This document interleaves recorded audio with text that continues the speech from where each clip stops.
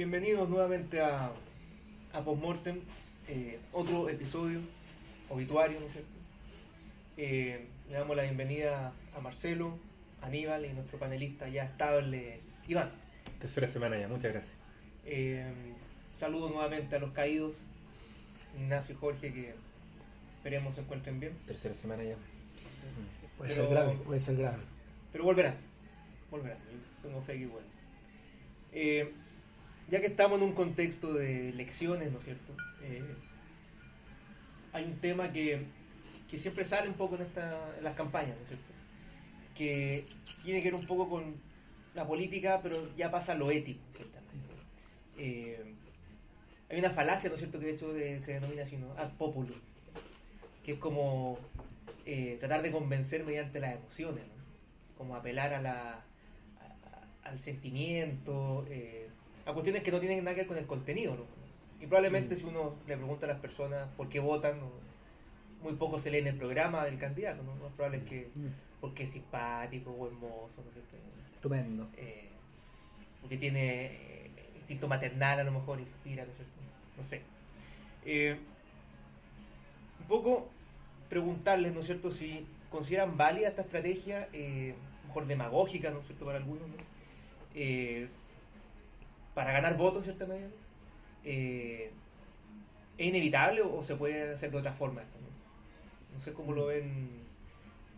Y podemos relacionar con el mismo tema del clientelismo, que sabemos que Aníbal lo ha trabajado bastante. ¿Cómo ven un poco este fenómeno ahora que estamos en esta época? Bueno, yo creo que aquí hay que tener como separar dos marcos de análisis. El primero es la teoría democrática, ¿no? El principio de los derechos, la separación de los poderes del Estado y el supuesto básico según el cual el individuo de manera libre e informada es capaz de interesarse o sentirse representado por la oferta democrática y luego entonces apoyar a quien considera pertinente. Y por tanto, en la medida que más gente se una y a partir del derecho a la libertad de asociación, forma un partido político y logra mayor representatividad en el Parlamento y por tanto aprobará leyes de acuerdo a su ideología. Eso en términos teóricos. Pero en la práctica la cosa parece que no opera así, no es tan así, ¿no? Y ahí vienen los problemas. Ahí vienen los problemas y el debate ético, ¿no? Yo tengo la impresión que, bueno, no yo, sino que hay algunos académicos que han trabajado bastante bien el tema y algunos hablan de llamadas instituciones informales, ¿no? Que serían, en el fondo, prácticas políticas que regulan el juego democrático, pero que no están escritas, por eso son informales. Pero si tú no cumples esa regla, te castigan. Y dentro de esa regla incorporan algunos el clientelismo, el cuoteo, por ejemplo, el lobby, y una serie de prácticas en el fondo que conlleva el acontecer político. Entonces, si uno separa esas dos cosas, la pregunta de Eduardo, yo creo que va al callo y aterriza el tema, bueno, pero ¿cómo opera esto en la realidad, no? Y para ejemplificar eso y abrir el debate, voy a poner un ejemplo real, ¿no? Que salió en la prensa la vez pasada para las elecciones municipales y que es el famoso acarreo, ¿no? Una práctica vieja de la élite política, no tan solo chilena, sino en cualquier parte del mundo. Antes se llamaban corderitos en los 40, ¿no? Lo llevan como corderitos a votar. ¿Ya? Entonces hubo un candidato a alcalde, conocido por nosotros, fue dirigente estudiantil de nuestra universidad, nuestra querida Universidad del Paraíso. Entonces era candidato a alcalde y vino el debate sobre el acarreo, porque habían buses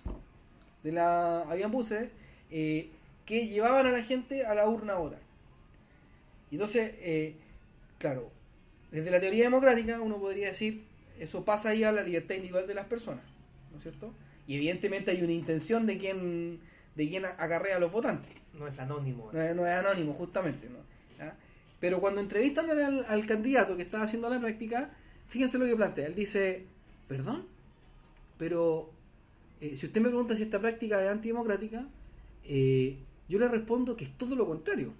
Es lo más democrático del mundo. Sí, pero ¿y por qué sería democrático si usted está agarrando a gente? No, pues, yo estoy asegurando que el derecho de votar se pueda ejercer de la mejor manera posible. Y entonces yo facilito la movilización de la gente para ir a ejercer un derecho, que de lo contrario, quizás no podría ejercer porque, por ejemplo, puede que no tenga dinero para poder pagar una micro. ¿No? Entonces, ahí yo dejo la pregunta, ¿no? ¿Qué opinan ustedes al respecto de eso? O sea, a mí me pareció súper interesante el tema del clientelismo, más cuando tuve la oportunidad, ¿cierto?, de leer el texto de Aníbal, ¿ya? Y establecer, digamos, algunos comentarios. Hay unos elementos que aparecen presentes que permiten sistematizar. Y yo, claro, efectivamente comparto que hay una línea de continuidad, ¿ya?, que va adquiriendo matices de acuerdo también a los contextos. O sea, ninguna práctica puede mantenerse de forma idéntica cuando en realidad el escenario va modificándose. Y por eso yo creo que el concepto del clientelismo que tú desarrollas y que tú nos presentas ahora tiene mucho sentido bajo el modelo existente hoy, ¿ya? Y no es nuevo, para nada, pero a mí siempre me llama poderosamente la atención, y yo se lo comenté a Aníbal en su tiempo, que antiguamente a comienzos del siglo XX una característica era, es verdad, también acarrearlo, pero pagar. Uno de los delitos típicos era el cohecho. Uno hablaba del cohecho, la paga de voto, y eso era un dinero que tú cancelabas y te asegurabas. Pero te aseguraba la práctica, ¿no? O sea, no, pues sí te aseguraba porque estaba ahí viendo cómo votaba. O sea, no existía ni siquiera RUT, nada, claro. O sea, se aseguraba. Incluso más... un dato ahí, incluso en el siglo XIX, a mediados del siglo XIX, no existía CERVEL, ¿te fijas? Y entonces, ¿dónde salían los votos? No, cada candidato imprimía sus votos. Entonces, en el fondo, el desafío era que el votante llegara con el voto del candidato a dejarlo en la urna. Claro. Y cada partido o grupo tenía estrategia, ¿no? Por ejemplo, perdón el paréntesis, ¿no? Pero por ejemplo, las fiestas, entonces, cuando tú sabías que el latifundista de tal lado iba a llevar a su inquilino a votar, tú le ofrecías una fiesta a los inquilinos y los curabas y raja para cosas que no pudieran capaces de irse a votar ese día. O otros, ya más brutales, impedían que se acercaran a la urna. Y tenían nombre todas esas cosas. Claro, y tú podías asegurarte efectivamente que si tú habías pagado 100 votos, en esa urna tenían que haber 100 votos. 100 votos. Incluso de acuerdo a haber leído un periódico de 1920 en el cual la declaración de alguien del Partido Radical decía: lamentamos no haber tenido más dinero para haber podido comprar más votos. Y a través de la prensa. O sea, sí, no. Ahora, en ese sentido, claro, la compra adquiría porque tú podías efectivamente comprobar que el voto pagado fuese finalmente efectivo. En el marco actual, creo que el concepto de clientelismo responde a esta actitud, porque hoy en día, incluso la otra vez se lo comentaba, hoy en día pagar en efectivo no es muy bien visto. O sea, aquí el tema tiene que ver, digamos, con el crédito, la deuda, esa forma de relación permanente a partir de una condición de deuda. Y efectivamente yo veo en esta práctica clientelar los efectos también de esta asimilación de nuestras prácticas económicas, porque el candidato, o en este caso el alcalde, que ha sido lo que más ha estudiado y donde parece ser que se puede observar de mejor manera, efectivamente no puede asegurar tener de forma permanente el voto del sujeto con el cual se relaciona, ni puede comprobar efectivamente que ese voto se materializa en su persona. Y por lo tanto hay casi una especie de arriendo permanente del voto en el cual debe constantemente asegurar de que ese voto se plasme a su favor. ¿Y a partir de qué cosa? De estas relaciones que son permanentes. Ahora, cuando te escuchaba a partir de ese ejemplo del dirigente, en el cual decía, esto es lo más democrático que hay, me acordaba de la democracia de Pericles del siglo V. Porque si vamos a hablar de democracia, claro, siempre uno dice, vayamos a las fuentes. La democracia de Pericles del siglo V. Y un gran conflicto que existía, asumiendo que la ciudadanía era solamente para los hombres y había que nacer en Atenas, pero el gran conflicto era el desprecio al trabajo manual. Porque el marco de la política es lo que finalmente te permitía realizarte como ciudadano. Pero ¿cómo lograr que un campesino que es ciudadano pobre pudiese ser parte de las sesiones y por lo tanto efectivamente ser parte del juego de la democracia? No se podía. Y la gran gracia que tiene Pericles es que establece el pago de un óbolo, que era la moneda, digamos, ateniense, por asistencia al ágora, por la asistencia a las sesiones. Y de esa manera, por lo tanto, se lograba que el campesino dejara de lado su trabajo manual, que ellos le llamaban la panausia, ¿ya? Y por lo tanto asumiera su asistencia a las discusiones políticas y por lo tanto ejerciera su voto. De esa manera se lograba, digamos, el concepto ciudadano y se abandonaba la característica del idiota, aquel que no practica el tema político. Claro, es decir, si uno quisiera ir un poquito también más allá, ahí lo que hay es un pago por la participación.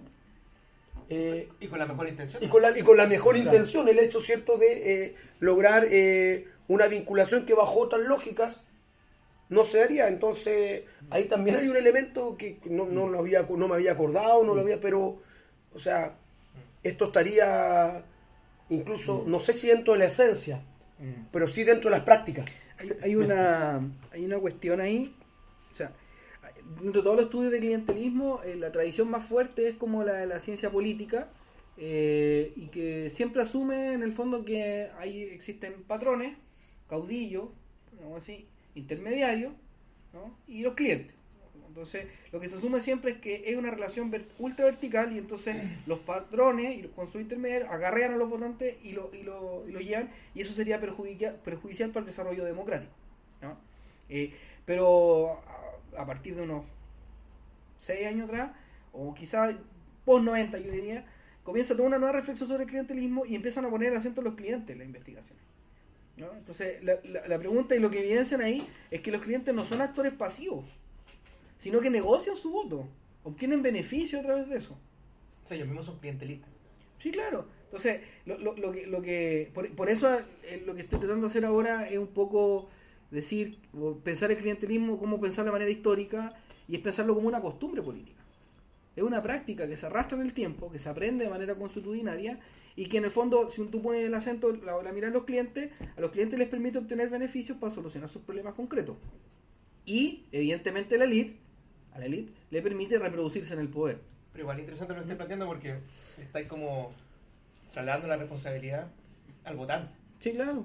O sea, como que, claro, uno tiene que asociar de que la relación la establece el político, ¿no? Claro. Es que quiere los votos. Claro. Pero a lo mejor él tiene que acomodarse a la costumbre de la persona.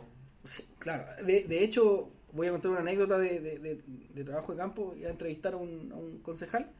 Y entonces llego a la oficina de él, grande por lo demás, que no era la oficina que le pasa a la municipalidad, entre comillas, entre paréntesis, era otra de él, y atendía gente.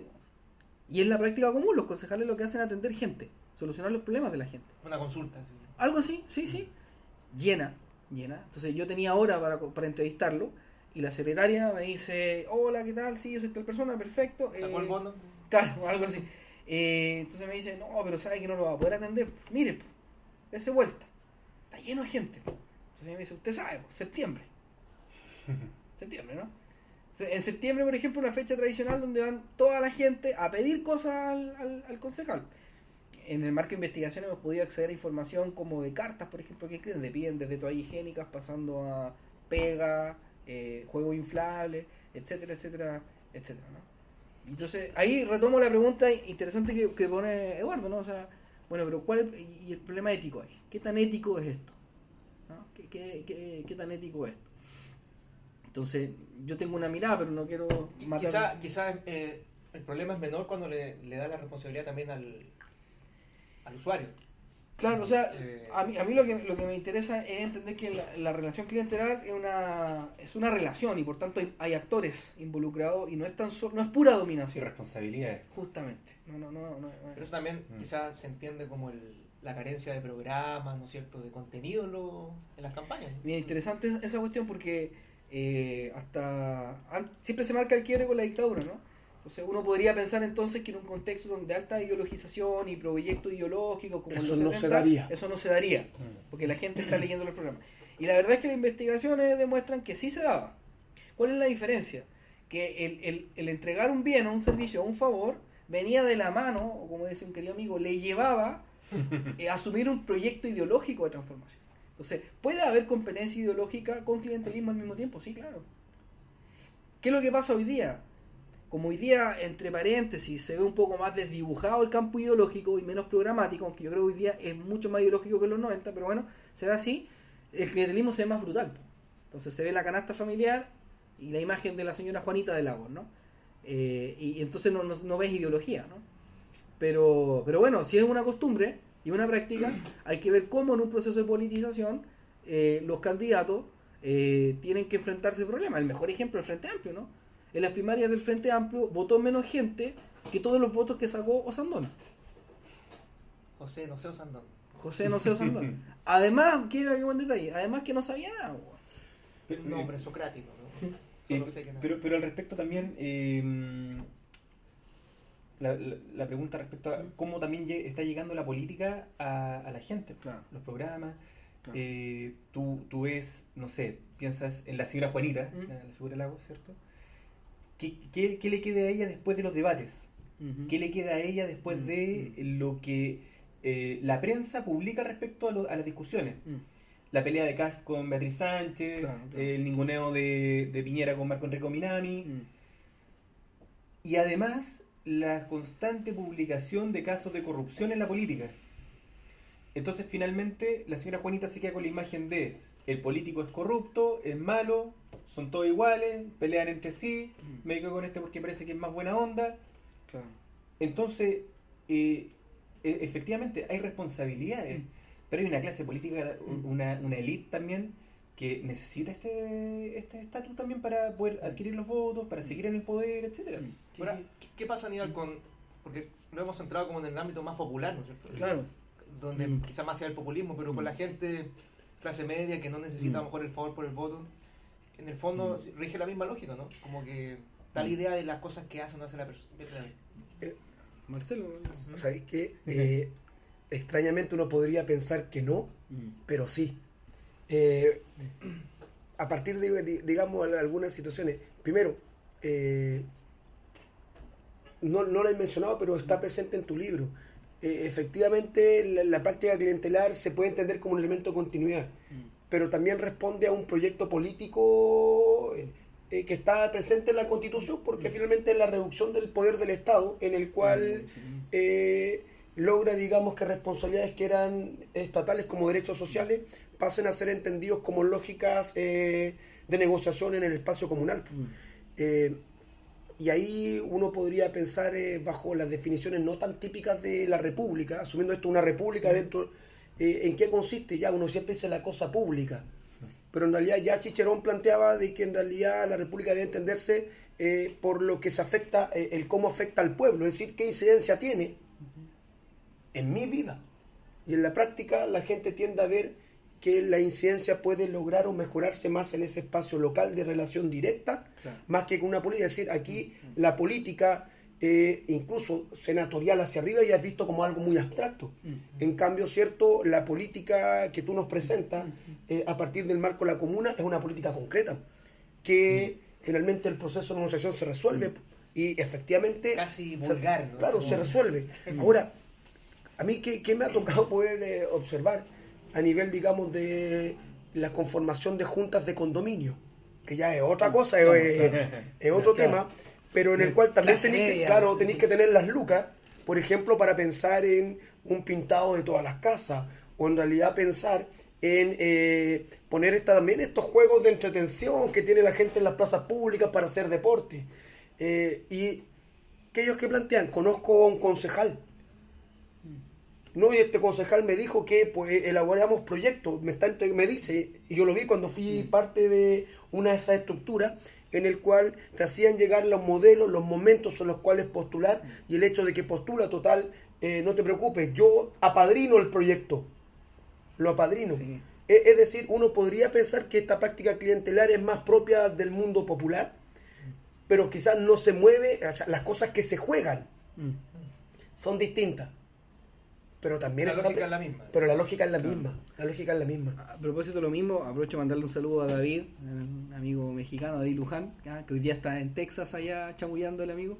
Él hizo un trabajo de campo notable, en un lugar que no podemos decir por razones obvias, pero bueno, Y claro, ¿no? Él describe muy bien en un artículo ahí que escribimos que uno de los elementos de los concejales era ofrecer tramas del Estado, ¿no? O sea, en el fondo, ofrecer contacto para resolver problemas. Y entonces, si tú necesitas hacer un trámite, yo conozco a tal persona y te puede ayudar. Anda a hablar con tal persona. O sea, la oferta es acceder a tramas de la burocracia del Estado, ¿no? Para poder solucionar problemas concretos. De eso se trata, ¿no? De eso se trata el tema, claro. Y perdona, finalmente ¿sí? una puerta a la élite. Claro, pero ahí hay antropólogos, o sea, yo comparto lo que estoy diciendo, pero ahí hay antropólogos que te dirían, ¿pero acaso no es democrático que los sujetos que están marginados del Estado accedan al Estado? Claro. Ese es el argumento de cierta antropología. Argentina, por lo demás. Lo que pasa es que el debate que se centra... Claro, ese es el punto. Ahí yo creo que tú le diste en el clavo, porque, o sea, mi perspectiva en el fondo es que la democracia supone la igualdad de los ciudadanos. Pero no es igualdad. Pero la relación ahí no es igualitaria, sino que es una relación de poder. Y asimétrica. Claro. Porque querámoslo o no, Y aparte que el sujeto común no está. Es un cambio de necesidades como básicas. Claro. O sea, no, Y Si somos rudos en el lenguaje, son migajas. claro. por eso. Sí. No, y lo otro es que en el fondo, claro, en la medida La migaja que- tiene que ver con la percepción respecto a la necesidad. Porque lo que para Sí, uno pueden sí. ser migajas, y que- para el otro puede ser Es esencial, ¿no? esencial. Claro, tiene Claro. que ver también con esa lógica subjetiva. en Valparaíso, de por cómo me ejemplo, en los vinculo con- 90, Pero desde la construir mirada escaleras. del Estado y del Exacto. poder. En nada. Oye, Esto poniéndose que- maquiavélico, Y alcanzó mucho. Claro. o sea, tampoco conviene a un gobierno, se imagino, dar todos los servicios, ¿no es cierto? Porque se acaba la relación clientelar, se acaban los votos, finalmente, ¿no? O sea, siempre conviene tener a gente necesitada, porque si no, no votarían por... La construcción política de la necesidad. pues. Claro, pero el tema es que en el fondo, ¿cómo decirlo? En los países subdesarrollados, donde se evidencia mejor la pobreza, hay un caldo cautivo mejor para las redes clientelares, ¿no? En la medida que tú aseguras derechos sociales universales y, por tanto, impersonales, con eso sí logras romper redes clientelares. ¿Te fijas? Porque ya no necesitas del favor para acceder a la trama del Estado y al derecho, porque es un derecho, ¿no? O sea, Entonces, sería un buen claro. índice para evaluar un país desarrollado. por ejemplo, claro. A mí me surge una pregunta, pero en el sentido de una política actual. Porque efectivamente Valparaíso y Viña se han transformado como en ejemplos bien interesantes para poder determinar o verificar, ¿cierto? Que donde he estado investigando. No revelemos la fuente. No, donde podría investigar. Donde Eso, podría eso, investigar. eso. Donde podría investigar. No sabe dónde estamos. No, pues, Sí, claro. en Centroamérica no. Por supuesto que digamos que los estudios que hay estado haciendo en Buenos Aires, en México, claro, es un tema de clientelismo. Yo digo que podría ser, Claro. podría ser. Pero me pongo en este caso. Un ejemplo, la alcaldía de Valparaíso, que apareció, digamos, bajo un proyecto distinto y logra tomar el control de la alcaldía con todo la potencialidad clientelar que podría darse Claro. desde una estructura alcaldicia. Mi pregunta, y esto es más a nivel, digamos, de proyecciones electorales, porque cuando hoy un día ve que Valparaíso es un escenario súper complejo a nivel de la disputa electoral, a nivel de muchos, no sé, por notas de prensa, hablan de cuáles son quizás los favoritos. Y una de las figuras que aparece como favorita dentro de lo que es el Frente Amplio es Raúl. Porque está muy ligado, ¿cierto?, La figura de Jorge. a la figura de Jorge Charp. Mi pregunta, yo creo que hay un error en esa proyección porque parten de la base que la red clientelar es inmediatamente, porque yo creo que puede ser traspasable, y otra cosa, asumen de que el ser alcalde ya inmediatamente le entrega una base clientelar, porque aquí puede darse el caso que un alcalde nuevo tenga menos nexo que, por ejemplo, un alcalde saliente, y la figura que se siga transformando quizás en el que pueda controlar quizás más votos, incluso puede darse potencialmente en este escenario que ni siquiera está en el municipio. Claro. Porque, no sé, tiendo a pensar que la relación clientelar no es algo que también sea algo tan simplista como para construirse o modificarse de una elección a otra elección, sino que tiene que ver también con confianza. Sí, tal cual. Y esas confianzas se construyen en un tiempo. O sea, hay muchos, dentro de la clientela hay muchos que, también tú te topas ahí en el caso de gente que dice, no, yo los recibo a todos y les recibo de todo a todos. Y después yo elijo por quién voto. Al contrario, en el caso argentino son mucho más controladas las clientelas, ¿no? O sea, así como también hay otros que están con un candidato y si el candidato pilla que está con otro, le corta la resolución de problemas. También se da ese caso. Pero pasando al tema particular que tú propones, Marcelo, yo tengo la impresión que, claro, hay toda una estructura institucional que facilita la construcción de redes clientelares. No, está diseñado el modelo así. Fue pensado por los militares según la investigación de la profe Verónica, del Rolo, ¿no? Para evitar la politización, ¿no? Porque en el fondo la tesis de ellos es que si el alcalde soluciona nuestros problemas, ¿para qué voy a ver el debate? Si está solucionando los problemas, ¿no? Entonces hay toda una trama institucional del municipio que está diseñada, los municipios institucionales están diseñados para eso. Ahora claro, pero la construcción de redes clientelares es una construcción que se hace a largo plazo, que tiene que ver con confianza, con cercanía, con presencia, con muchos elementos subjetivos. De lo contrario, y esto fue uno de los debates que tuve, de lo contrario, bastaría con que el candidato que entregara más torta ganaría más votos. En cada momento coyuntural. Justamente. Pero no es así. No. Entonces, el arreo operan por confianza, por lealtades, ¿no? Y para la gente mucha gente, ¿qué es lo que define eso? La presencia del político en terreno. Eso es fundamental. Que él haga, como dicen ellos, hacer la pega. Y en esta democracia, porque nosotros siempre nos hemos sentido como muy distintos, entonces nuestra democracia es distinta al marco latinoamericano. Ese es el punto. El hablar de clientelismo es hablar, digamos, de más que de una democracia, hablamos de un país en proceso de formación democrática, porque el clientelismo sería más como una expresión de anomalías democráticas más que otra cosa. Y por eso algunos no quieren asumir la existencia de ella. Claro. Probablemente una investigación que es relativamente nueva, pero mi pregunta es, todo el mundo habla que en Chile existe un voto cruzado, ¿cierto? Y habla del famoso voto cruzado, que tú puedes votar por un senador y diputado y votar por alguien completamente distinto al marco de la alcaldía.